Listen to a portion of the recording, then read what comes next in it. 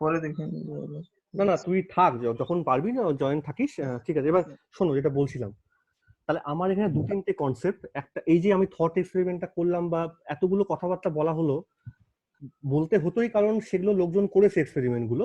আর thought এক্সপেরিমেন্টটা বাধ্য হয়ে লোকে করলে এটা ভাবতে যে ইলেকট্রনটার ওয়েভ ক্যারেক্টার দেখতে পেয়ে গেছি, তাহলে যদি ইলেকট্রনে আমি লাইটের মতো কিছু এক্সপেরিমেন্ট করতাম তাহলে কিরকম রেসপন্স সে দিত। এবং দেখলো যে হ্যাঁ, ওখানেও কিন্তু ইলেকট্রনে কিন্তু ওয়েভ আর পার্টিকেল দুটো ক্যারেক্টারই থাকতে পারতো, depending on the situation. Situation মানে কি, সিস্টেমটার সঙ্গে, বা সিস্টেম মানে ইলেকট্রনই, তুমি কিরকম অবজারভেশন করতে চাইছো সেইটার সঙ্গে ইলেকট্রনটা ইন্টারাকশন। তাহলে আমি যদি সামারাইজ করি, আমি দেখতে পাচ্ছি যে কোনো অ্যাটমিক বা সাব অ্যাটমিক পার্টিকেলস, এই কথাটার মানে হচ্ছে কিন্তু যেগুলো খুব ছোট সাব অ্যাটমিক পার্টিকেলস, অর্থাৎ মাইক্রোস্কোপিক অ্যাটলিস্ট তোমার দরকার, তুমি তাও না দেখতে পারো, তাদের ক্ষেত্রে কি দেখা যাচ্ছে? First of all wave particle duality.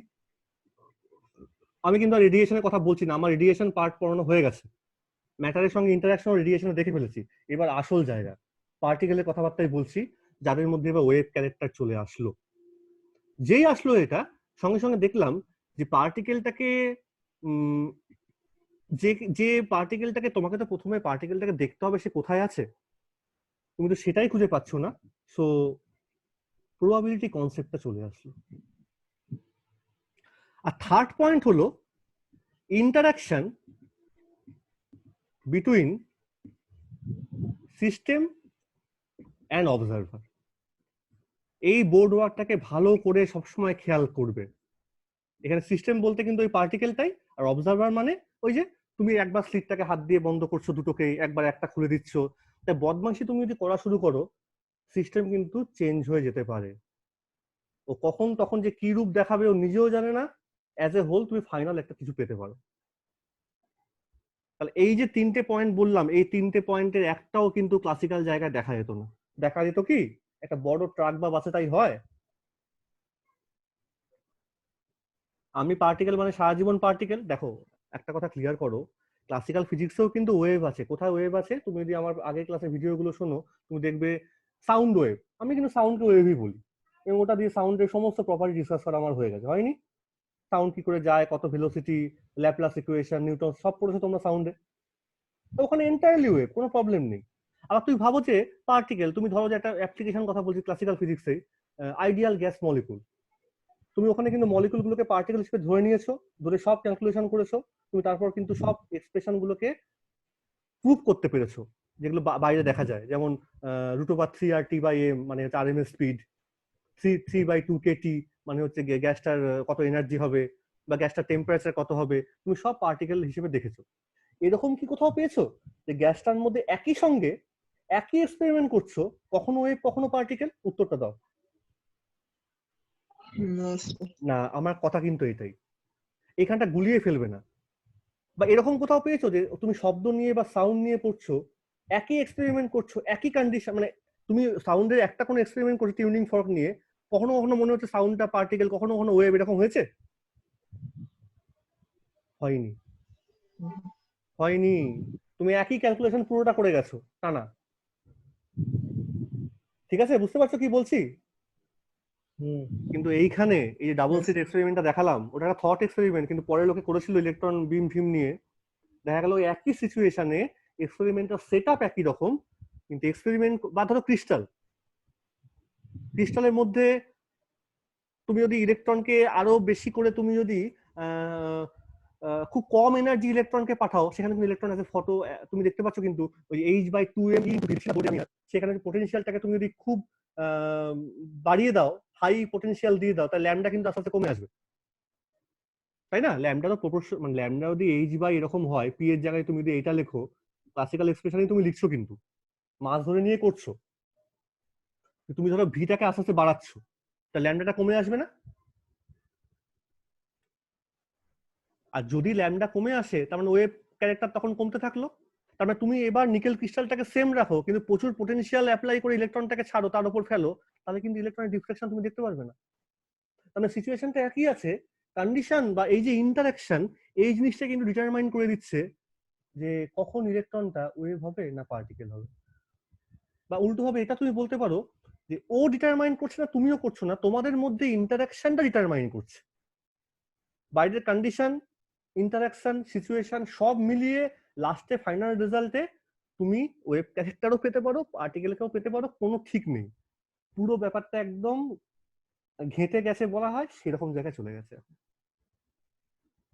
So what ever, এই যে স্ক্রিনের মধ্যে আমি লিখেছি এই তিনটে কথা, wave particle, duality, probability and interaction between system and observer, এই তিনটেকে মাথায় রেখে লোকে বুঝলো যে for microscopic or sub atomic atomic particles which আর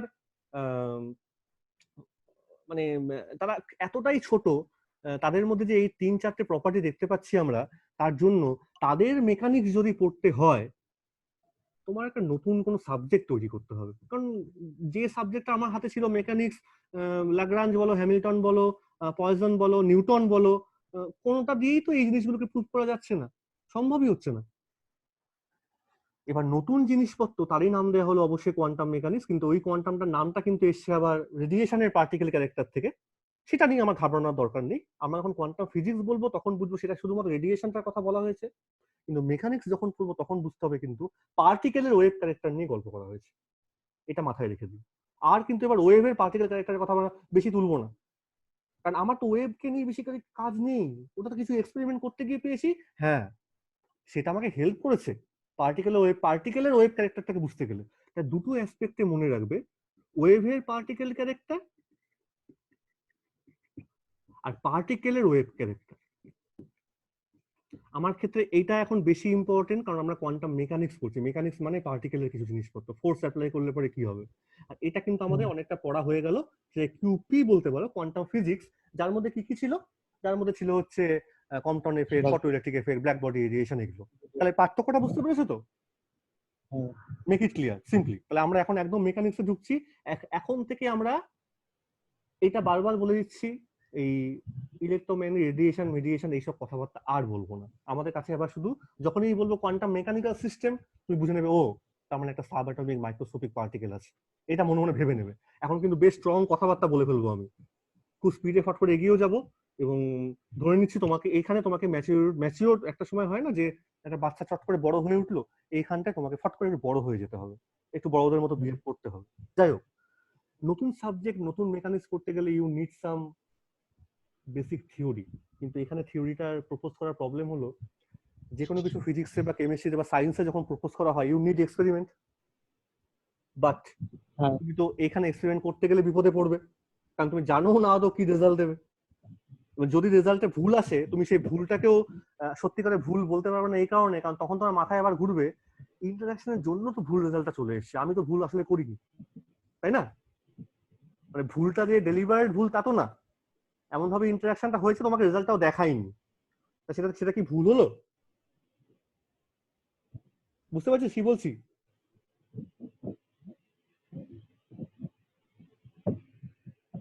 শুনতে পাচ্ছিস তো?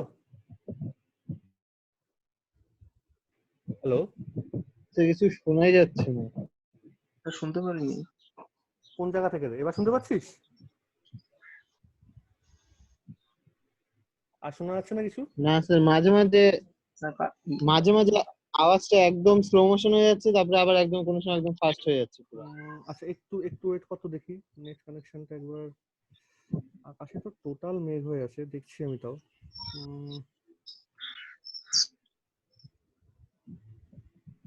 এখন কি স্মুথ আছে এমনি, নাকি আটকে আটকে আসছে?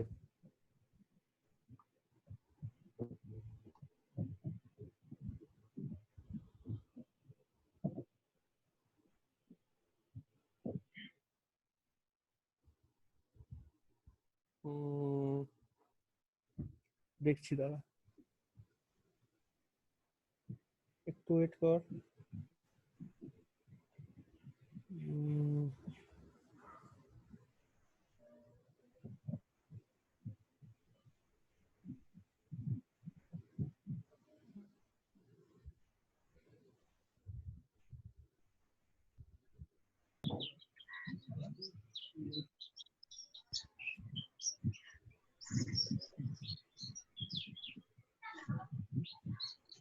শুনতে পাচ্ছিস? হ্যাঁ স্যার, ইয়েস স্যার। আচ্ছা, এই কোয়ান্টাম ফিজিক্স আর মেকানিক্সের পার্থক্যটা বোঝা গেছে। হ্যাঁ। যে ফিজিক্সটা পড়ছিলাম শুধুমাত্র ওয়েভটাকে নিয়ে, কিন্তু যখনই পার্টিকেল আসলো আমাকে নতুন একটা মেকানিক্স করতে হচ্ছে। তার ওই তিনটে কারণ ছিল, ওয়েভ পার্টিকেল ডুয়ালিটি, একই এক্সপেরিমেন্টে ও দুরকম এফেক্ট দেখাচ্ছে, এইটা কিন্তু অ্যাকসেপ্টেবল না।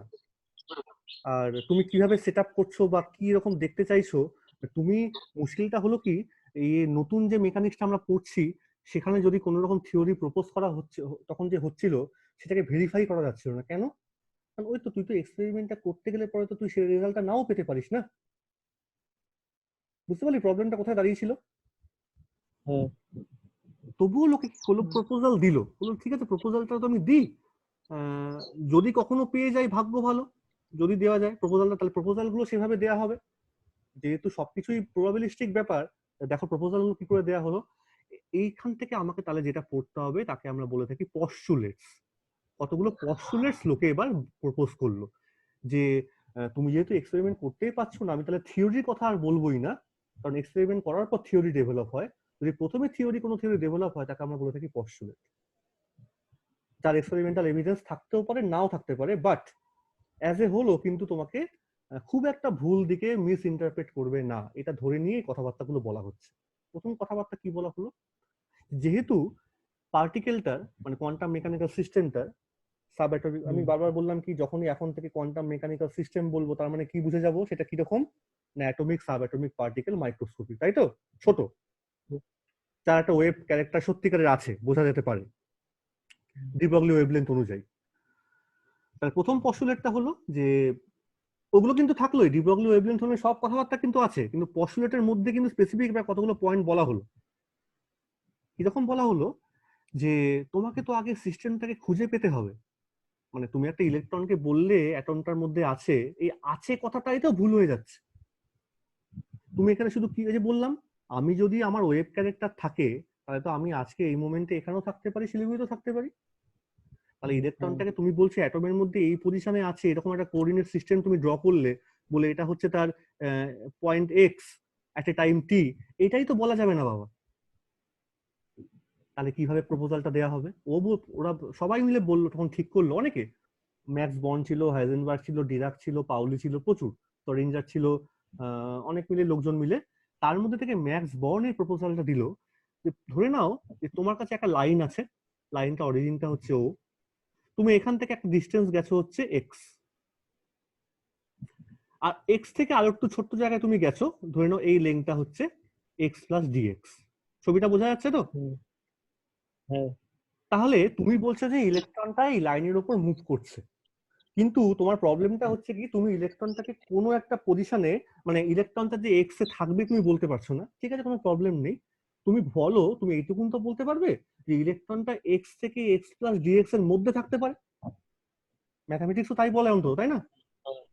তুমি এক্স এ নেই, তুমি ঠিক আছে তুমি না বলো না কেন, কিন্তু তুমি কি বলতে পারো অন্তত যে এক্স থেকে এক্স প্লাস ডিএক্স এর মধ্যেও থাকতে পারে, নাও থাকতে পারে, থাকতে পারেও যেমন সত্যি তার সঙ্গে নাও থাকতে পারেও সত্যি, কিন্তু থাকতে পারে এটাকে ধরে নিই যদি আমি সত্যি একটা 50% যদি সত্যি হয় এই কথাটা, তাহলে সেই থাকার প্রবাবিলিটিটা কতটা চান্স তার আছে ওইটুকুন জায়গার মধ্যে থাকার। ম্যাক্স বন্ড এটা পুরোপুরি ম্যাক্স বন্ড বলেছিল যে এইখানে এইটুকুন জায়গা অর্থাৎ ডিএক্স লাইন এলিমেন্টটার মধ্যে থাকার প্রবাবিলিটিটাকে তুমি লিখবে, আমি লিখছি তারপরে বলছি, ঘাবড়াবি না এটা জায়গাটার মধ্যে।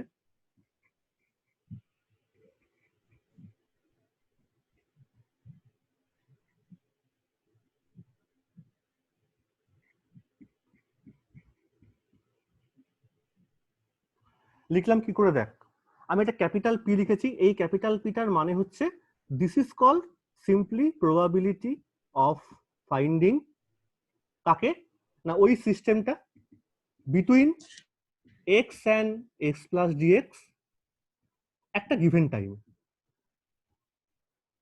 এটা কিন্তু ওই পিটাকে বোঝাচ্ছে। এখন দেখো প্রবাবিলিটিটাও তুমি তারপরে ইকুয়াল টু দিয়ে কি লিখেছো, একটা স্মল পি লিখেছো, তাকে ফাংশন করেছো এক্স এর, অর্থাৎ তুমি লিখেছো একটা টোটাল গোটা ফাংশন, সেটা কিরকম পি এক্স ডিএক্স। অর্থাৎ এই ফাংশনটা তোমাকে বলছে যে এই যে প্রবাবিলিটিটা তুমি ডিফাইন করেছো সেটা কিন্তু ডিপেন্ড করছে এক্স এর উপর, তাই না? ওকে এখানে পাওয়ার প্রবাবিলিটি তো একরকম হতে পারে, আবার তুমি যদি কেউ বলে আমি এখানে ক্যালকুলেটটা করবো, সেখানে তো অন্যরকম হতেই পারে। অর্থাৎ তুমি আজকে আমি কলকাতায় বসে আছি, শিলিগুড়িতে থাকা এই মোমেন্টে, কলকাতায় থাকা অবস্থাতে শিলিগুড়িতে থাকার প্রবাবিলিটি যা, আবার মালদায় থাকার প্রবাবিলিটি একরকম না হতে পারে, হ্যাঁ কি না বলতো? একটা ঢিল তুই ছুটছিস জলের মধ্যে, আর তোর কাছে যেটুকুন ঢেউ উঠলো সেইটুকুন ঢেউটাকে দেখতে পাওয়ার প্রবাবিলিটি আর দূরে আরেকটু জায়গায় যে ঢেউটা উঠলো একই রকম কি প্রবাবিলিটি হচ্ছে? না। তাহলে কিন্তু প্রবাবিলিটিটা পজিশনের ফাংশন হয়ে গেল। বোঝাই তো যাচ্ছে স্পেসের মধ্যে বা এই লাইনটার মধ্যে কোথায় কোথায় ইলেকট্রনটাকে পাবো সেটা সম্পূর্ণরূপে এক্স এর ফাংশন একটা গিভেন টাইম। ওই জন্য তুমি এরকম টোটাল প্রবাবিলিটিটাকে পি দিয়ে টোটাল প্রবাবিলিটি না, এই পিটাকে তুমি ডিফাইন করছো এই লাইনটা দিয়ে, সেটাকে এক্সপ্রেস করছো ফাংশনাল ফর্মে এইভাবে, যেহেতু এক্স এর ফাংশন বলে কিছু করার নেই। আসল কথাটা হচ্ছে এই জায়গাটা, what is this Sai and what is this Sai star. Proposal 1 এর মধ্যে তখন লোকে বললো যে সাইটা হচ্ছে, দেখো এটা মন দিয়ে বুঝবে, আবার চলে যাচ্ছি ওই ডাবল স্লিট ওই এক্সপেরিমেন্টের মধ্যে। ওই ছবিটার দিকে তুমি যদি একটু দেখো বা একটু ভাবো, কি ছিল ওখানে? একটা লাইটের সোর্স ছিল, এই দিল দুটো স্লিট, এখান থেকে লাইট বেরোচ্ছিল, তাই তো? এবার লাইটটাকে তুই কিভাবে ডিস্টিংক্ট ভাবছিলি? কখনো কখনো তোর মনে হচ্ছিল সেটা লাইটটা একটা ওয়েভ, আর কখনো কখনো কি মনে হচ্ছিল লাইটটা হচ্ছে ফোটন, তাই না? এবার দেখ, ফোটন হচ্ছে পার্টিকেল ক্যারেক্টার, উল্টো ভাবে ভাবছিস যে ফোটনটাকে, তোকে ফোটনের ডাইনামিক্সটা বা ফোটনের পজিশন গুলোকে তোকে ভাবতে হবে, কিন্তু ফোটনটা কোন স্ক্রিনের কোথায় গিয়ে পড়ছে তুই তো বলতে পারছিস না, তাই তো প্রবাবিলিটি চলে আসলো না। এখন তুই মনে করে দেখ, তুই যখন ইন্টারফারেন্স ডিসকাস করিস তখন ইন্টারফারেন্সের কি করে তুই ইন্টেন্সিটি ক্যালকুলেট করিস রে? বলতো দেখি, মনে আছে কিনা দেখি একটু।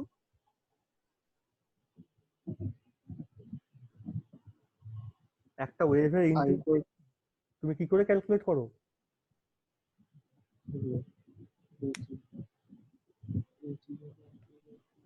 এগুলো ভুলে গেলে খুব মুশকিল, কিন্তু এটা তো আগের সেমেই পড়েছো মনে হচ্ছে, বা ছোটবেলা থেকে 11-12 ছিল এগুলো। ইন্টেন্সিটি তো অ্যামপ্লিটিউড। হ্যাঁ একদম একদম ঠিক বলেছো, অ্যামপ্লিটিউড স্কয়ার, তাই না? এবার দেখো, তুমি যে লাইটটাকে ফেলছো that is a electromagnetic wave, radiation মানেই তাই। তার মধ্যে তুমি যদি ইলেকট্রিক ফিল্ডটার কথা ভাবো, দেখো ইলেকট্রিক ফিল্ড মানেই কিন্তু সেখানে সাইনের বা কসের কম্পোনেন্ট আছে, তাই তো? আমি লিখি না আমরা সাইন ওমেগা টি মাইনাস কে এক্স প্লাস কে এক্স দিয়ে, মনে পড়ছে ছোটবেলার কথাগুলো মনে পড়ছে? হ্যাঁ। তাহলে আমি ধরো যে ফিল্ডটাকে তুমি এইভাবে লিখছো ই টু দি পাওয়ার দিয়ে, ধরো কে এক্স মাইনাস ওমেগা টি। কেন? তুই তো কমপ্লেক্স নাম্বার এখন শিখে গেছিস, বা কমপ্লেক্স ফাংশন অয়লার থিওরেম তুমি জানো, তুমি এটাকে কিভাবে লিখতে পারছো? এটাকে একটা ভেক্টর সাইন দিয়ে দাও। তুমি এটাকে কি করে লিখতে পারছো? কস বা সাইন ফর্মে ভেঙে, যার যেটা খুশি সেই পার্ট নিয়ে কাজ করবে সে। কিন্তু এই পার্টটার মধ্যে অ্যামপ্লিটিউড পার্ট কোনটা? না এই জিনিসটা। অর্থাৎ কেউ যদি ইন্টেন্সিটি বলতে, অর্থাৎ এই লাইটটার ইন্টেন্সিটি বলতে E0 কে না মেনশন করে মনে কর এইটা মেনশন করতো, সে কি ভুল লিখতো? ভালো করে বোঝ জায়গাটা। হিসাব মতো লেখা দরকার ছিল E naught square, mod of E naught square amplitude হিসেবে, কিন্তু আমি লিখলাম মড অফ ই স্কোয়ার। আমি কি ভুল লিখলাম?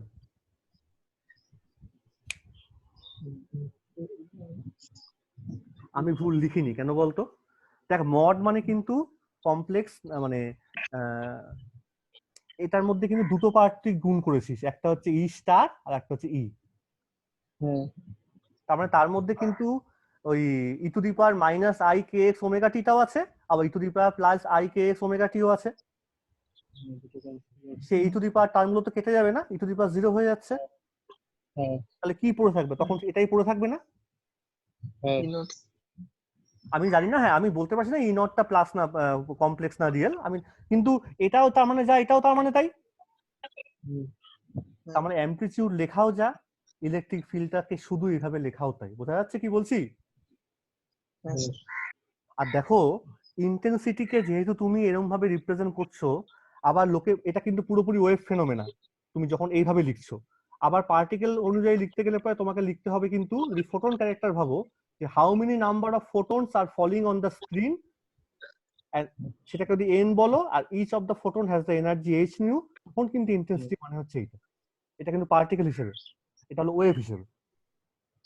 তুমি যদি এই দুটোকে মাথায় রাখো, তুমি যদি মাথায় রাখো, দেখো তুমি এটা কথাটা বলতে পারো যে ফোটন, বা তুমি এটা ছোটবেলা থেকে এটা তুমি পড়ে এসছো যে ওয়েভের পার্টিকেল ক্যারেক্টার মানে হচ্ছে লাইটের পার্টিকেল ক্যারেক্টার ফোটন।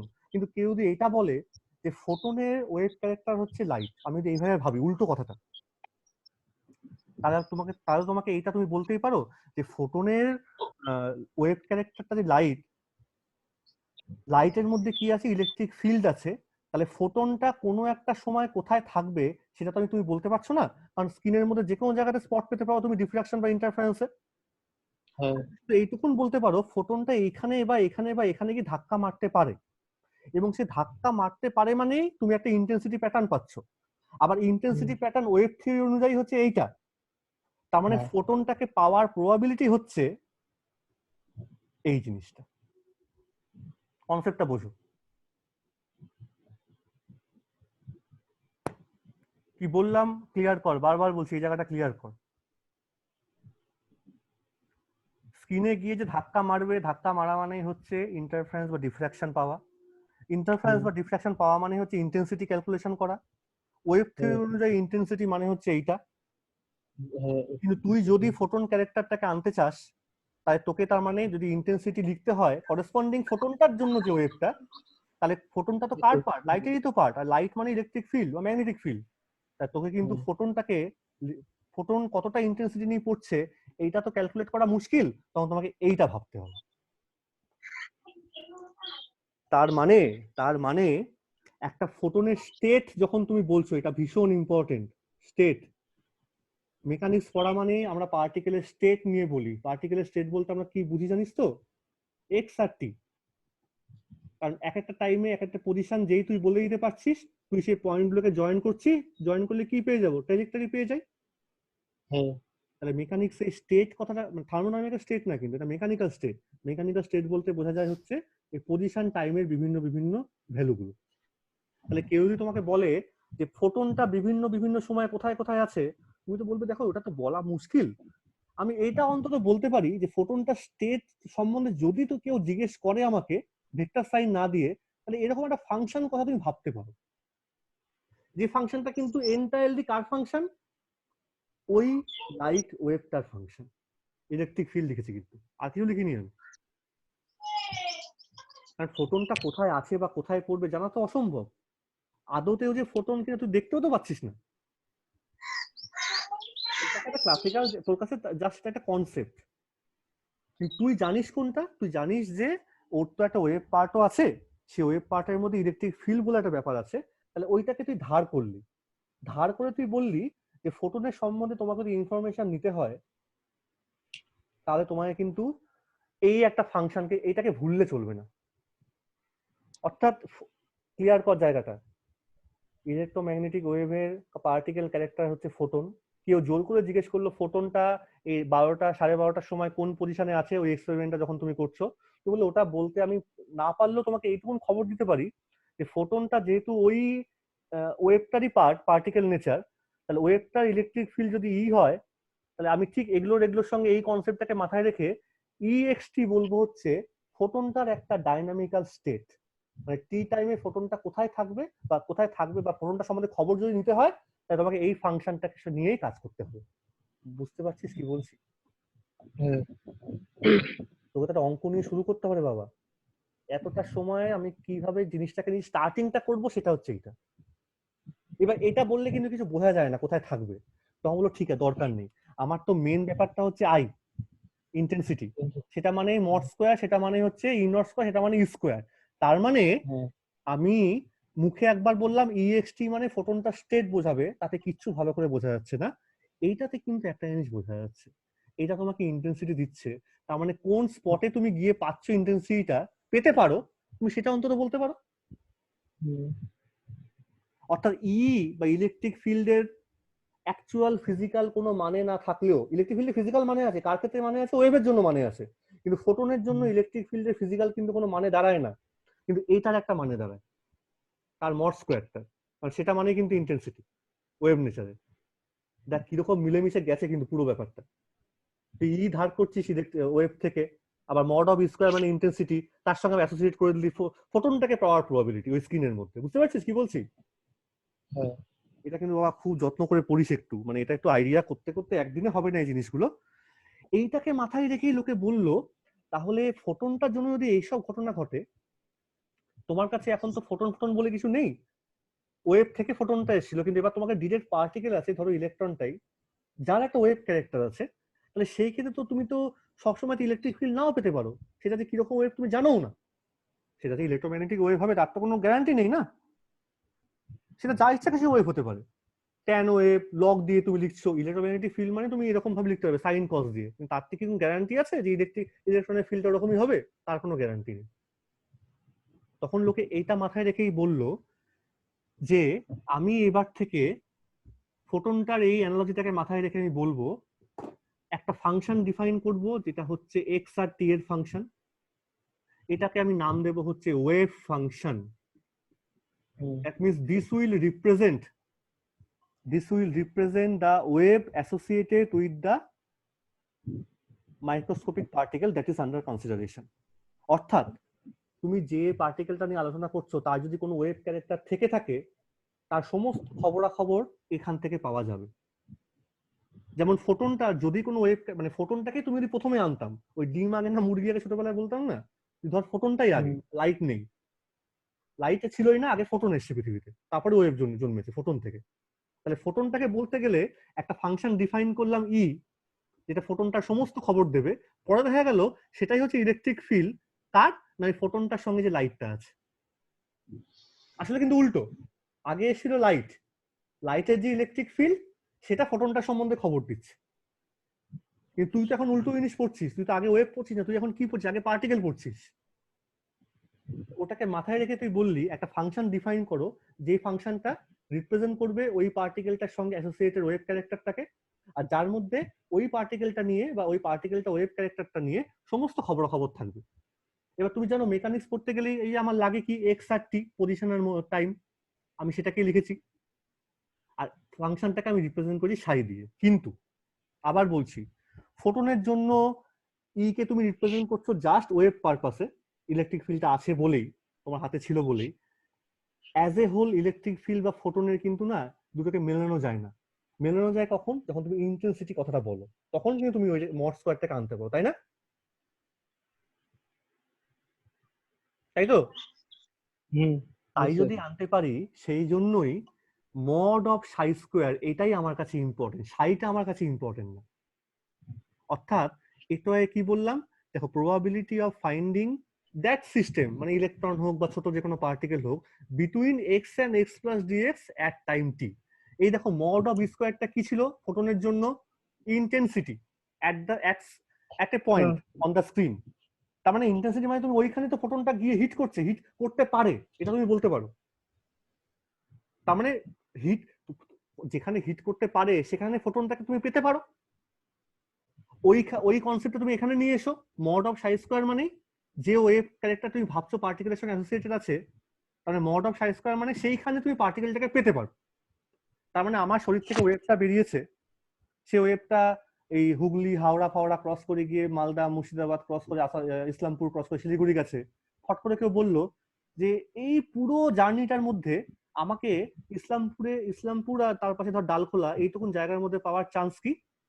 তোকে প্রথমে পুরো আমার ওই পুরো ওয়েবটাকে তুই লিখে ফেললি, স্টার্টিং ফ্রম কলকাতা থেকে শিলিগুড়ি, তারপর ইসলামপুর ডালখোলার মধ্যে ছোট্ট একটা জায়গা তুই ডিএক্স নিলি, করে এইটা ক্যালকুলেট তুই করলি।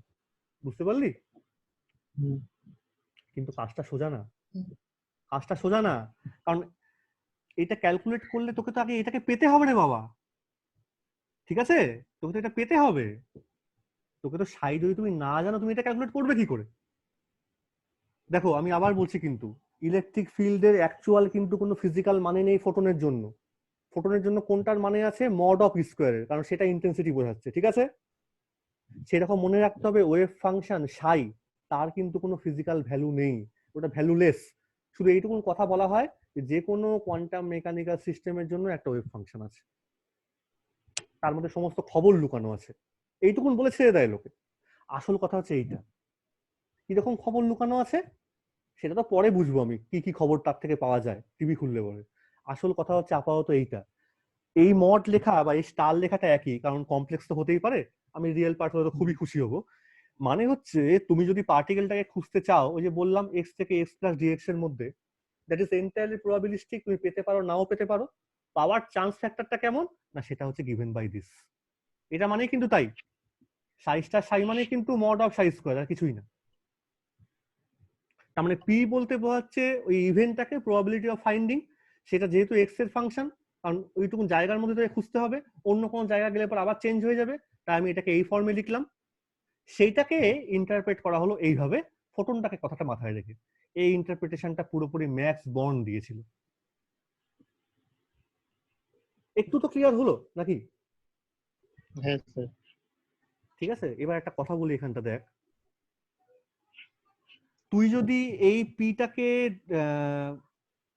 দেখ, এই যে ইটাকে, এই ই বা ই নটটা, এগুলো তো অ্যামপ্লিটিউড বলি তো, হ্যাঁ, তাই সেটার কথা মাথায় রেখে না অনেক সময় শুধু সাইকে বলা হয় হচ্ছে প্রবাবিলিটি অ্যামপ্লিটিউড। হ্যাঁ, এটা মনে রাখিস, শুধু সাইটাকে। আর যদি ডিএক্স দিয়ে ভাগ করে দিস, তাহলে এই যে ক্যাপিটাল পি লিখেছি, ক্যাপিটাল পি বাই ডিএক্স, মানে মনে মনে ভাব, এগুলো তো করা যায় না, তার মানে পার ইউনিট জায়গায় তুই ভাবছিস, তখন শুধু তুই মড অফ সাই স্কোয়ার পাচ্ছিস, এই ডিএক্স থাকবে না। সেই কনসেপ্টে মড অফ সাই স্কোয়ারটাকে অনেক সময় বলা হয়, যেহেতু ভাগ তুই করছিস প্রবাবিলিটি ডেনসিটি, এই দুটো কথা দেখবি বইয়েতেই পাচ্ছিস। খুব বেশি এটা নিয়ে ঝামেলা করা ভাবার দরকার নেই, শুধু মানে ওই এবার বিভিন্ন লোকে অ্যানালজি আনছে যে ওটার জন্য কি ছিল ফোটনের জন্য, তাহলে এখানে আমি কি কথা বলবো। মানে লোকজন নতুন একটা সাবজেক্ট পড়ছে কিন্তু পুরোনোটাকে না ভুলতে চাইছে না, চেষ্টা করছে পুরোনো কথাগুলোকে রাখবো সঙ্গে সঙ্গে, তার মধ্যে দিয়ে চেষ্টা করো নতুন জিনিসটা শেখার, তাই এই কথাবার্তাগুলো আনতে হবে। ঠিক আছে? আচ্ছা, মানে বোরিং লাগছে না তো এই কোশ্চেনটা? দেখ ভালো করে বল, কিন্তু এটা কিন্তু আসল পয়েন্ট, মানে এটা যদি অসুবিধা হয় তাহলে একটা কথা তুই বল, আমি আবার বলছি, এটা লিখছি আমি, পিএক্স ডিএক্স, আমি না ইকুয়াল টু সাইনটা দেবো না, ম্যাক্স বর্ন এটা বলেছিল যে পাওয়ার প্রবাবিলিটিটা এর সঙ্গে প্রপোর্শনাল, একদম ডিরেক্টলি ইকুয়াল টু না। এই জন্য কি হয়, যখন আমি টোটাল ইকুয়াল টুটা লিখি তখন একটা কনস্ট্যান্ট চলে আসে। এই কনস্ট্যান্টটার টেকনিক্যাল নামটা হলো নরমালাইজেশন কনস্ট্যান্ট। এই নতুন একটা টার্ম শিখলি আবার, সব কিন্তু পস্টুলেট, একটা পস্টুলেটই চলছে, এটার নাম কি? Normalisation constant. এখন দেখ মন দিয়ে, তুই যদি এইটাকে ইন্টিগ্রেট করিস, এটা ডিএক্স এর ফাংশন, দেখ একটা কথা বলি, আমি যে প্রথম পিটা লিখেছিলাম না, সেটাকে তুই ডিপি দিয়ে ভাব, এবার এটাকে পি ভাব, মানে ডিপিটা হচ্ছে এইটা, ডিপি মানে হচ্ছে পিএক্স ডিএক্স, ছোট ছোট বলে, হ্যাঁ, এটাকে ভাবিস একটু। আর পিটা মানে হচ্ছে টোটালটা, বুঝতে পারলি তো কি বলছি?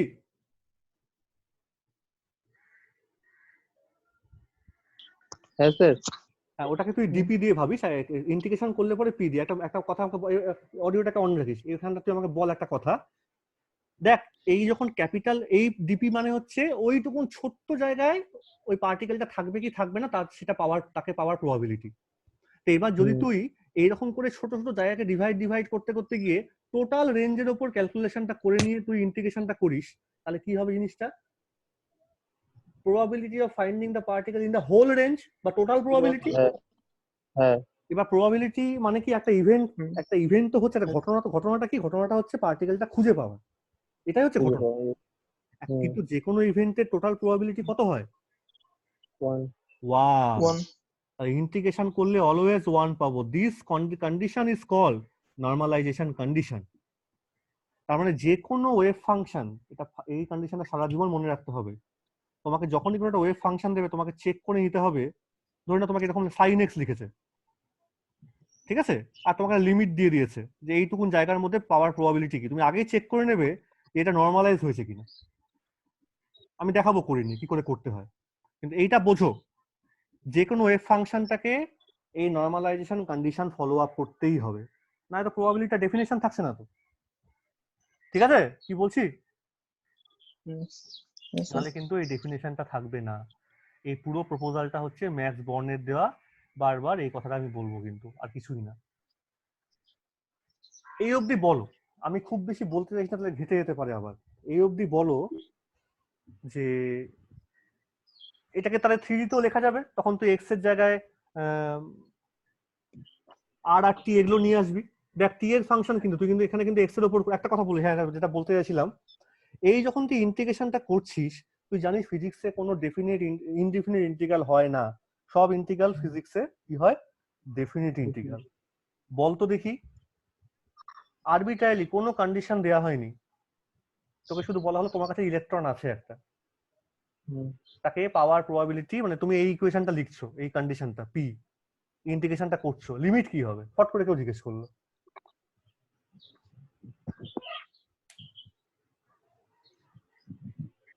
কি বলবি?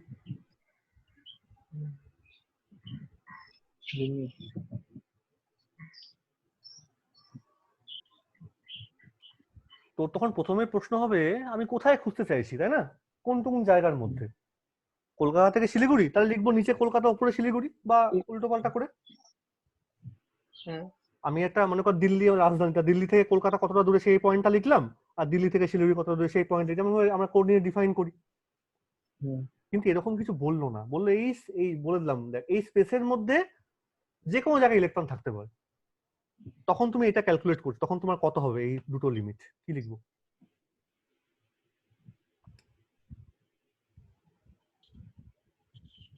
এই স্পেসের মধ্যে, এই পুরো মহাবিশ্বের মধ্যে ধরে নে।